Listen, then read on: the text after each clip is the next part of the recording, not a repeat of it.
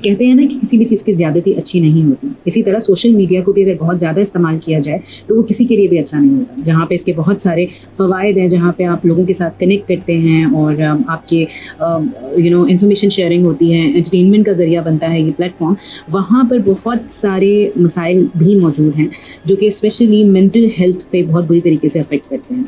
और ये चीज़ टीनेजर्स के अंदर बहुत ही ज़्यादा अलार्मिंग हद तक बढ़ रही है, जो कि which is becoming a reason of concern. And in fact the international agencies are doing research on this topic for this reason कि किस तरह ये बच्चों के अंदर जो एक मेंटल हेल्थ के इश्यूज़ हैं वो सोशल मीडिया का इस्तेमाल बहुत ज़्यादा बढ़ा रहा है।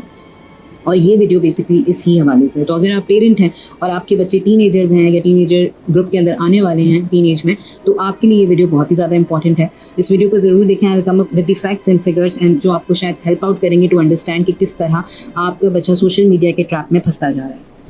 तो before we start this video I would like to say कि अगर आपको लगता है कि मेरा चैनल किसी भी तरह आपके लिए कुछ वैल्यू ऐड कर रहा है तो प्लीज़ चैनल को सब्सक्राइब ज़रूर करें और साथ में इस इन्फॉर्मेशन को शेयर करें दूसरे पेरेंट्स के। तो without a further do let's begin this video. तो जनाब, जैसे कि मैंने आपको बताया कि किसी भी चीज़ की ज़्यादती बुरी होती है और इसी तरह से सोशल मीडिया का बहुत ज़्यादा इस्तेमाल बुरा है सेहत के लिए, स्पेशली मेंटल हेल्थ के लिए और फिर बच्चों की मेंटल हेल्थ के लिए। दुनिया की आबादी है 8 बिलियन, जिनमें से अप्रॉक्सीमेटली 4.9 बिलियन लोग जो हैं वो सोशल मीडिया इस्तेमाल करते हैं और उनमें से 102 बिलियन लोग ऐसे हैं जिन्हें हम टीनेजर्स या यंगस्टर्स कहते हैं, जिनकी उम्र 13 से 17 साल के दरमियान है। प्यू रिसर्च सेंटर ऑफ अमेरिका उसने एक स्टडी कंडक्ट की। वो हर साल सोशल मीडिया के हवाले से यंगस्टर पे होने वाले इम्पैक्ट पे डिफरेंट स्टडीज़ कंडक्ट करते रहते हैं। जो उन्होंने 2022 में कंडक्ट की थी उसके ज़रिए कुछ बहुत ही शॉकिंग रिजल्ट हमारे सामने आए और वो ये हैं कि सोशल मीडिया बहुत ज़्यादा इस्तेमाल करने की वजह से बच्चे जो हैं वो बहुत ज़्यादा एक्सपोज हो रहे होते हैं towards the content which is harmful for them.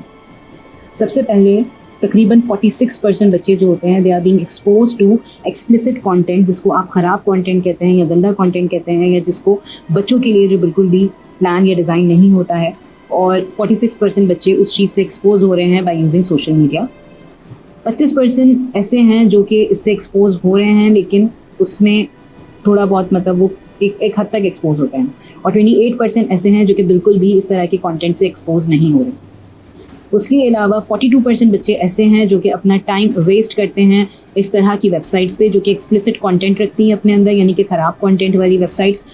28 बच्चे ऐसे हैं जो कि वेबसाइट्स देखते ज़रूर हैं लेकिन उस पर बहुत ज़्यादा टाइम स्पेंड नहीं करते, और 30% ऐसे हैं जो बिल्कुल भी इस तरह की वेबसाइट्स को नहीं देखते।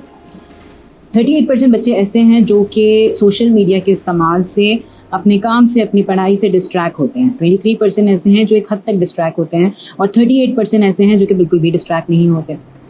34% बच्चे ऐसे हैं जो कि अपनी पर्सनल लाइफ शेयर करना चाहते हैं सोशल मीडिया पर। 26% ऐसे हैं जो कि अपनी पर्सनल लाइफ बहुत ज़्यादा नहीं लेकिन एक हद तक शेयर करते हैं, और 40% ऐसे हैं जो कि बिल्कुल भी शेयर नहीं करते।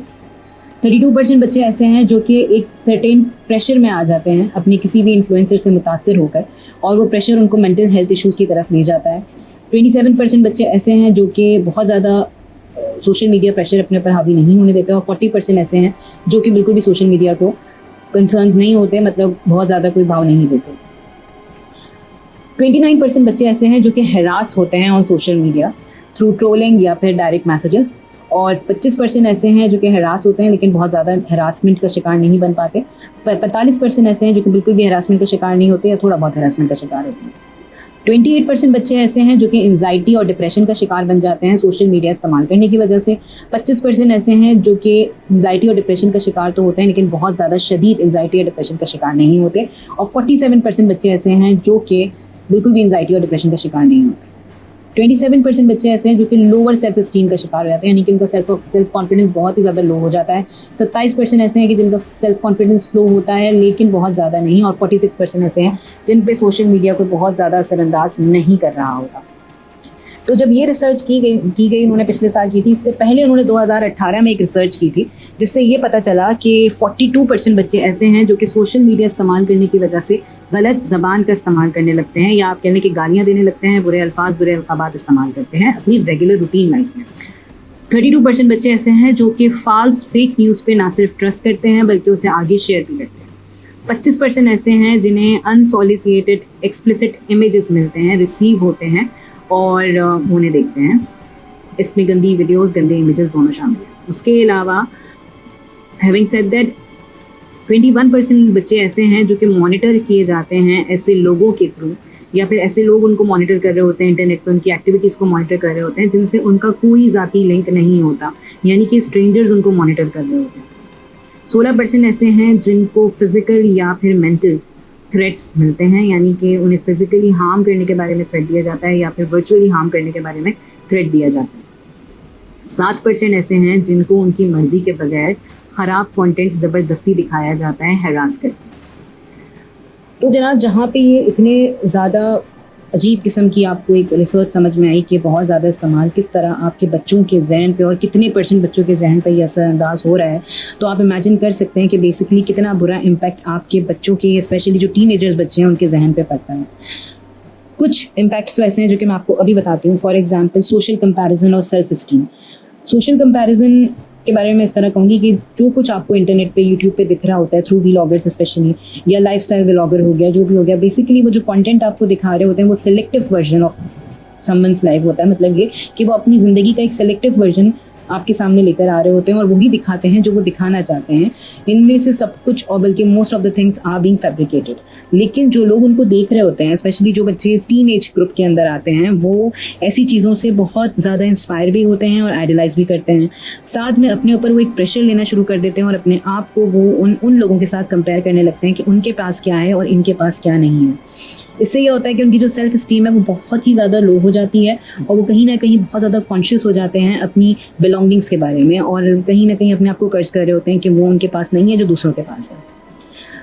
उसके अलावा साइबर बुलिंग और हरासमेंट का शिकार होते हैं ये बच्चे, और ये चीज़ें हम अक्सर सुनते रहते हैं कि सोशल मीडिया पर टीनेजर्स को स्पेशली हरास किया जाता है, साइबर बुलिंग की जाती है, और ये they are being more affected by the negative comments as well. They get themselves indulge into something very less productive और लो क्वालिटी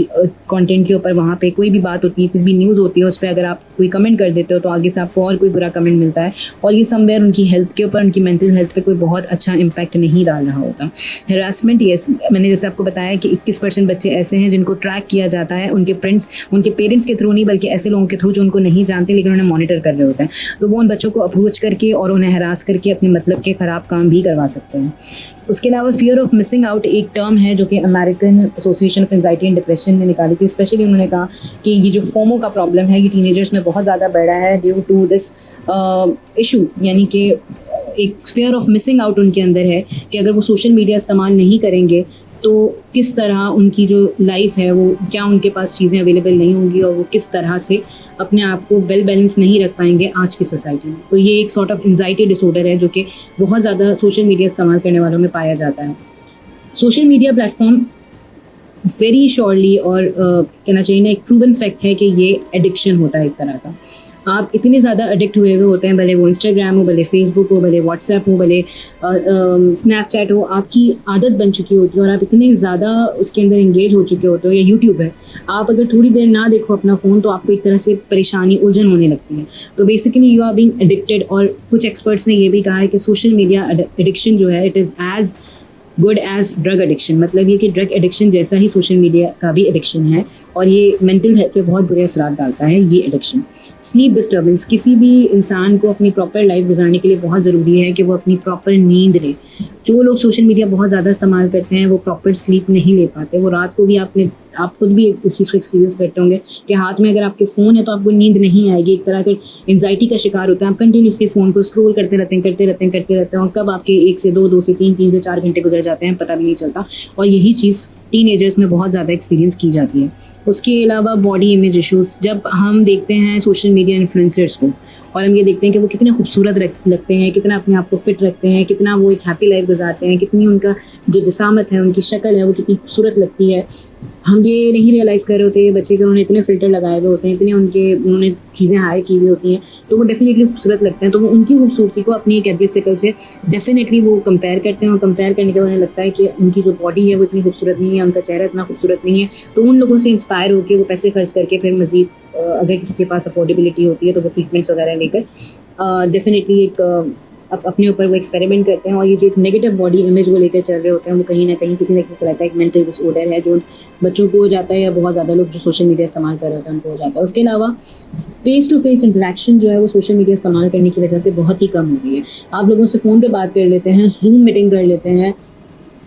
व्हाट्सएप पे कॉल कर ली अगर आपको टाइम मिलता है। आप बेसिकली अपनी फैमिली से कट ऑफ हो जाते हैं और आपका उतना ज़्यादा इंटरेक्शन नहीं हो पाता, तो आप फिर दूसरों के ऊपर रिलाई करने लगते हैं, फिर प्राइवेसी कंसर्न उठने लगते हैं, बिकॉज आप वो जो दोस्ती आपकी अपने फ्रेंड या फैमिली के साथ हो सकते हैं जो कि आपके रियल टाइम में मौजूद है, वो आप उन लोगों से करने लगते हो जिनको आप जानते भी नहीं हो, जो आपके लिए स्ट्रेंजर्स होते हैं। तो बेसिकली ये जो प्राइवेसी कंसर्न्स हैं वो डेफिनेटली इस वजह से होते हैं, और इसके अंदर सबसे बड़ी प्रॉब्लम ये होती है कि we do not know that who is the person who is sitting on the other side of phone और लैपटॉप, और क्योंकि आपको पता नहीं होता और आपने बहुत सारी अपनी पर्सनल चीज़ें उनके साथ शेयर कर ली होती हैं, तो आप किसी न किसी तरह की परेशानी का शिकार हो सकते हैं। तो जहाँ पे ये सारी चीज़ें हैं वहाँ पर, जैसे मैंने आपको बताया कि American society of anxiety and depression, उन्होंने भी एक स्टडी कंडक्ट की थी और उन्होंने ये बताया कि अगर आपने ये जानना है कि आपका बच्चा जो है वो एक सोशल मीडिया एडिक्शन का शिकार है और मेंटल हेल्थ के उसको प्रॉब्लम हो रहे हैं, तो कुछ 8 ऐसे पॉइंट हैं जो कि अगर आपको अपने बच्चे में या अपने अंदर महसूस होते हैं, तो इसका मतलब ये है कि आप सोशल मीडिया इस्तेमाल करने की वजह से एक तरह की एंजाइटी और डिप्रेशन का शिकार है और आपकी मेंटल हेल्थ अफेक्ट हुई है। उन्होंने सबसे पहला पॉइंट ये बताया कि सोशल मीडिया चेक किए बगैर आप रह नहीं सकते। आप किसी भी, even if you are in the middle of conversation, you use social media, मतलब आप बात कर रहे हैं किसी से, सुन रहे हैं, लेकिन साथ में आपका फ़ोन जो है वो मुस्तकिल चल रहा है, you are not leaving your phone alone. उसके अलावा जो लोग बहुत ज़्यादा सोशल मीडिया इस्तेमाल करते हैं वो एक डिनायल मोड में होते हैं, वो मानते ही नहीं है कि मैं सोशल मीडिया बहुत ज़्यादा इस्तेमाल करता हूँ, जबकि रिसर्च के मुताबिक ऐसे लोग 6 घंटे से ज़्यादा सोशल मीडिया जो है वो एक दिन में इस्तेमाल करते हैं, कंज्यूम करते हैं। उसके अलावा ये है कि जैसे कि मैंने पहले भी बताया कि फैमिली और फ्रेंड्स के साथ एक विड्रॉल का सिलसिला शुरू हो जाता है, एक कनेक्शन ख़त्म होने लगता है और वो कनेक्शन आगे वो अपनी वर्चुअल फ्रेंड्स में ढूंढना शुरू कर देते हैं। उसके अलावा अगर उन्हें समझ में भी आए कि वो उस चीज़ का शिकार हो रहे हैं और वो कट ऑफ करने की कोशिश करें सोशल मीडिया को, वो तब भी नहीं कर पाते। उनको अपने काम में, पढ़ाई में दिलचस्पी बिल्कुल ख़त्म हो जाती है और उनका पूरा फोकस ये होता है कि क्या चल रहा है, फ़ोन मेरे हाथ में है, फ़ोन पे फोकस रखना है। उसके अलावा अगर उनसे फ़ोन ले लिया जाए तो विड्रॉल सिम्टम्स में आ जाते हैं, यानी कि उन्हें एक्सेसिव नर्वसनेस हो जाती है, एंजाइटी हो जाती है और डिप्रेशन में वो शदीद चले जाते हैं। एंड फाइनली उनके अंदर एक डिज़ायर होती है कि वो अपनी पर्सनल लाइफ को बहुत ज़्यादा पब्लिसाइज करें on social media, which is actually very dangerous. तो इसी रिसर्च सेंटर ने कुछ एक टिप्स भी बताएं कि किस तरह आप अपने बच्चों को जो है वो इंटरनेट के गलत इस्तेमाल से बचा सकते हैं। तो सबसे पहले बेसिकली आपने ये करना है कि आप अपने लिए भी और अपने बच्चों के लिए भी एक टाइम लिमिट सेट करें कि इस टाइम से इस टाइम पर ही आप सोशल मीडिया या फिर फ़ोन या कोई भी सोशल गैजेट आप इस्तेमाल कर सकते हैं, उससे हट के आप नहीं कर सकते, क्योंकि उससे हट के जब टाइम एक्सीड हो जाएगा तो आपको पता है कि आपकी mental health is at risk. उसके अलावा ये जानने की कोशिश करें कि जब आप सोशल मीडिया इस्तेमाल कर रहे हैं तो what it is making you feel like, आपको किस तरह लगता है कि आप इन्फ्योरिटी का शिकार हैं, क्या आप किसी कॉम्प्लेक्स में जा रहे हैं, क्या आप अपने आप को प्रेशराइज कर रहे हैं कि मुझे किसी और की तरह दिखना है, मुझे किसी की तरह का घर चाहिए, मुझे किसी की तरह की शक्ल चाहिए, मुझे किसी की तरह के कपड़े चाहिए। और वो शख्स जो कि इन्फ्लुएंसर है, जिसको इनफैक्ट पैसे मिल भी रहे हैं और वो यूट्यूब से कमा भी रहा है और वो उसने अपनी एक लाइफस्टाइल बनाई हुई है और वो अपनी पर्सनल लाइफस्टाइल आपको नहीं दिखा रहा, लेकिन आप कहीं ना कहीं उससे बहुत ज़्यादा कनेक्ट हो रहे हैं और उसको फॉलो करने की कोशिश कर रहे हैं और उसकी तरह आप अपनी चीज़ें कॉम्प्रोमाइज़ करते जा रहे हैं जो आपके लिए बहुत ज़्यादा इंपॉर्टेंट है। तो it is high time that you should stop following that person from once and all. उसके अलावा नेगेटिव ट्रैप में आपको बिल्कुल नहीं फंसना है। ये एक ऐसी चीज़ है जो कि बहुत वास्ट है। द थिंग इज़ दैट कि आजकल इतना ज़्यादा हो गया है कि लोग ना सिर्फ आपकी दोस्ती का फ़ायदा उठाते हैं बल्कि आपके नेचर का भी फ़ायदा उठाने लगते हैं। हर जगह, भले वो यूट्यूब हो, फेसबुक हो, लिंक्डइन हो, इंस्टाग्राम हो, हर जगह ऐसे लोग मौजूद हैं जो कि आपके बारे में पहले इन्फॉर्मेशन लेते हैं और उसके बाद आपको एक्सप्लॉइट करते हैं पैसों के लिए या फिर और गलत चीज़ों के लिए। तो it is very important to know that with which person you are connecting and what vibes you are getting from that person, you should understand it at priority. उसके अलावा हमेशा ये बात याद रखें कि सोशल मीडिया पे दिखने वाली कोई भी चीज़ रियल नहीं है। आप जो कुछ देख रहे हैं, आप किसी व्लॉगर को देख रहे हैं, आप किसी अपने फेवरेट यूट्यूबर को देख रहे हैं, आपको लग रहा है कि इनकी लाइफ कितनी सुकून वाली है, इनकी लाइफ में तो कुछ भी गलत नहीं हो सकता, तो आप गलत हैं, क्योंकि everything which is on social media is fake. इसका अंदाज़ा आप इससे भी लगा सकते हैं कि बहुत सारे लोग क्या करते हैं कि वो अपनी ऑडियंस देखते हैं कि कौन है और उस तरह उनको वो ट्रैप करने की कोशिश करते हैं और अपने व्यूज़ बेसिकली आप उस व्लॉगर के लिए सिर्फ एक व्यूअर हो, सिर्फ एक सब्सक्राइबर हो और कुछ नहीं, जबकि आप उससे इंस्पायर होकर अपनी पूरी ज़िंदगी जो है वो अलग तरह से गुजारने की कोशिश करें, which is ultimately a wrong thing to do. So आज के लिए मेरे ख्याल में इतना ही काफ़ी लंबा हो चुका है ये वीडियो और I will be back with more such content. और अगर ये आपको वीडियो अच्छी लगी तो इसे आगे शेयर करें, इन चीज़ों को नोटिस करें कि जिससे आपकी लाइफ बेहतर हो सकती है और इंशाल्लाह अगले वीडियो में आपसे मुलाकात होगी। Till then take care of yourself and Allah हाफिज़।